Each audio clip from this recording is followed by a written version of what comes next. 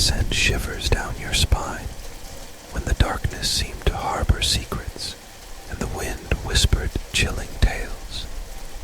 I found myself walking down the cobblestone streets, drawn by an inexplicable curiosity, as if the night itself was beckoning me to uncover its mysteries. As I ventured deeper into the heart of the town, I noticed that the buildings appeared abandoned, their windows boarded up and their doors creaking in the breeze. The once bustling streets were now empty, devoid of life, and the silence was broken only by the distant hoot of an owl. The air was thick with an unspoken anticipation, a feeling that something extraordinary was about to unfold. My steps led me to an ancient graveyard, where moss-covered headstones stood like sentinels of the past.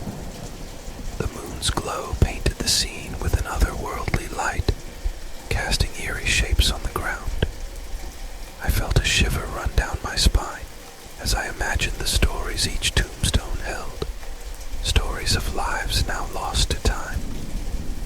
As I walked among the graves, I noticed one that stood out from the rest. It was weathered and overgrown, but there was something about it that drew me in. The name etched onto the stone read, Eleanor Blackwood, 1820-1843. The dates indicated that she had died at a young age, and a pang of sadness tugged at my heart. Curiosity piqued, I decided to delve into the history of this place.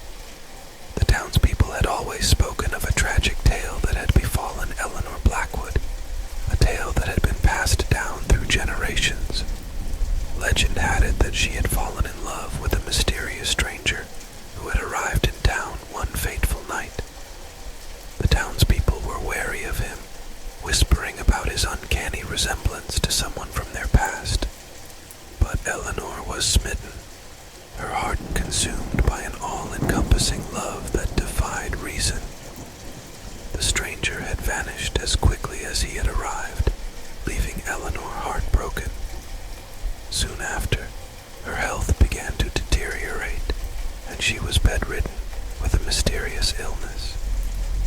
Her family tried every remedy, every doctor, but nothing could save her. On the night of her death, a storm raged outside, and the townspeople claimed to have heard haunting whispers carried on the wind.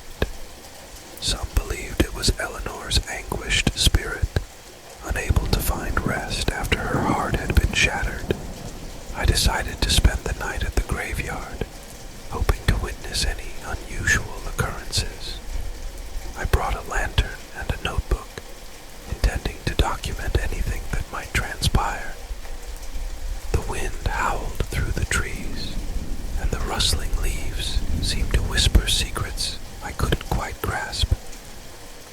Hours passed, and just as I was beginning to lose hope, I heard a faint, ethereal melody. It was as if the wind itself was carrying a mournful tune, and the air seemed to vibrate with an otherworldly presence.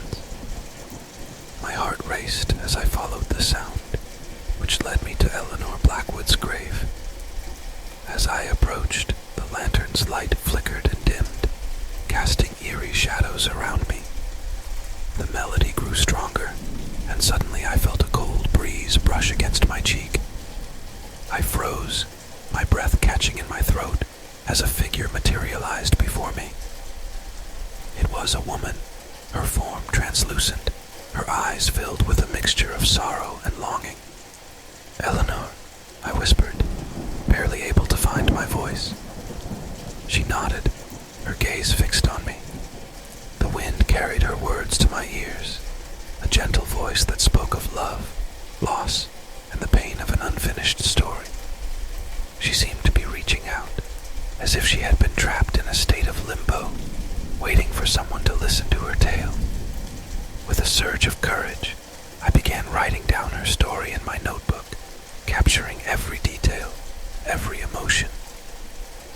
The lantern's light flickered brighter as I wrote, and Eleanor's presence seemed to grow stronger, as if she was pouring her essence into the words.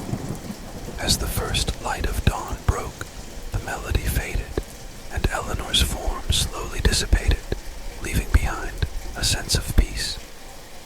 I closed my notebook, my hand trembling, and looked at the completed story. It was a tale of love and tragedy, a story that had been suppressed by time and forgotten by the living. I returned to the town, my heart heavy with the weight of the encounter. The once empty streets were now bustling with life, as if the darkness had released its hold on the town. I found myself wondering if I had truly experienced the whispers of the past, or if it had all been a vivid dream. Years have passed since that night, and I've shared Eleanor's story with the world. Some dismiss it as a work of fiction, while others are captivated by the haunting tale. Regardless, I carry with me the memory of that midnight